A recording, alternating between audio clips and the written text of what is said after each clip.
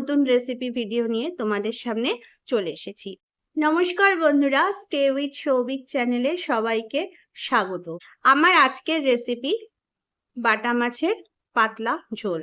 এই বাটা মাছের পাতলা ঝোল রেসিপিটা করার জন্য আমি এখানে বাটা মাছ নিয়ে নিয়েছি। বাটা মাছটাকে ভালো করে ধুয়ে পরিষ্কার করে নুন হলুদ মাখিয়ে নিয়েছি। তো চলো প্রথমে আমরা বাটা মাছগুলোকে এক এক করে সাঁতলে নিই।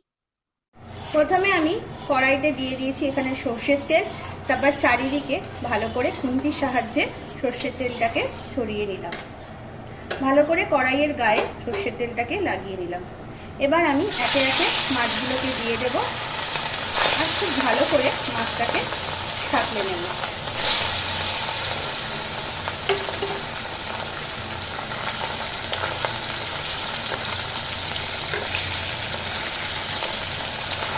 আমার এখানে এই মাছটা সাঁতলানো কমপ্লিট।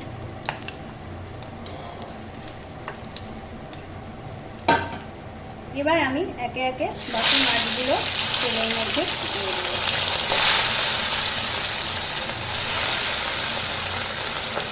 এটাকেও ভালো করে এপিট ওপিট করে সাঁতলে নেব।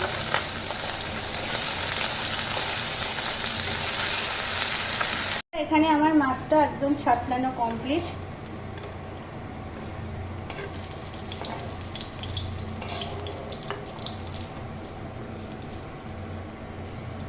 এবার ওই মাছ সাঁতলানোর তেলের মধ্যে আমি দিয়ে দিলাম এখানে রাঁধুনি ফোড়নে।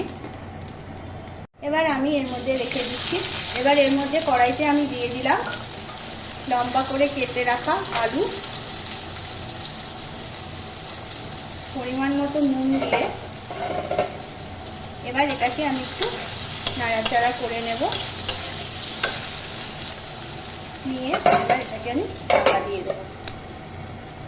কড়াইতে আলুটা ভালোভাবে সাঁতলানো হতে থাক, আর এদিকে আমি এই রান্নাটা করার জন্য কিছু মশলা এখানে নিয়ে নিয়েছি। এখানে নিয়ে নিয়েছি গোটা জিরে, নিয়ে নিয়েছি হাফ টমেটো আর কয়েকটা কাঁচা লঙ্কা।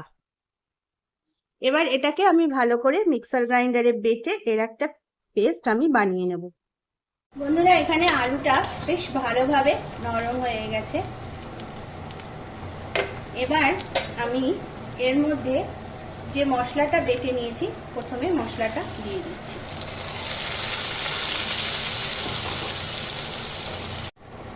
এবার আমি এর মধ্যে দিয়ে দিচ্ছি 1 টেবিল স্পুন আদা বাটা। এবার আমি এর মধ্যে দিয়ে দিচ্ছি পরিমাণ মতো হলুদ দিয়ে এবার ভালো করে গ্যাসের ফ্লেমটাকে হাইতে রেখে আমি মশলাটাকে কষিয়ে নেব। মশলাটা ততক্ষণ কষাতে হবে যতক্ষণ পর্যন্ত এর তেল না ছাড়ছে। এখানে আমার মশলাটা কষানো একদম কমপ্লিট। এবার আমি এর মধ্যে দিয়ে দিচ্ছি পরিমাণ মতো জল। এর মধ্যে দিয়ে দিলাম পরিমাণ মতো হলুদ, দিয়ে দিচ্ছি পরিমাণ মতো নুন,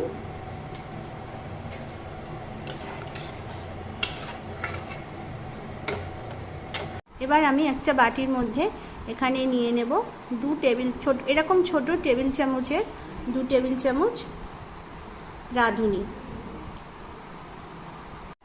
আমি এখানে রাঁধুনি নিয়ে নিয়েছি। রাঁধুনিটাকে ভালো করে ধুয়ে নেব, কারণ বন্ধুরা রাঁধুনির মধ্যে কিন্তু প্রচুর পরিমাণে ময়লা থাকে। তো সেই জন্য রাঁধুনিটাকে ভালো করে জলে ধুয়ে নিতে হবে।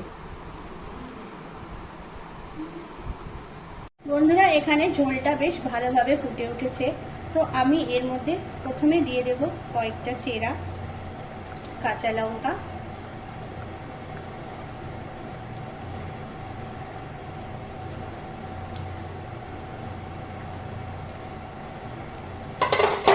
এবার একে একে এর মধ্যে দিয়ে দেব ভালোভাবে সাঁতলে রাখা মাছগুলো।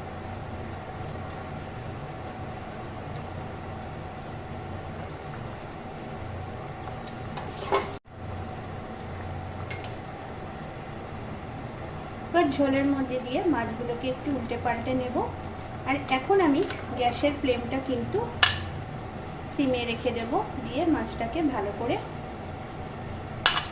ঢাকা দিয়ে এটাকে ফুটিয়ে নেব। আমি এবার ভিজিয়ে রাখা রাঁধুনিটাকে মিক্সার গ্রাইন্ডারের মধ্যে দিয়ে ভালো করে বেটে নেব।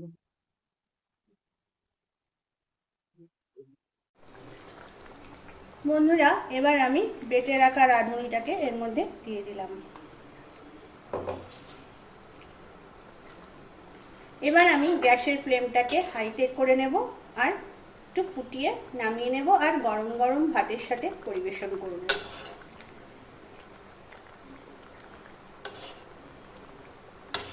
বন্ধুরা, এখানে আমার বাটা মাছের পাতলা ঝোলের রেসিপি একদম রেডি গরম গরম ভাতের সাথে সার্ভ করার জন্য।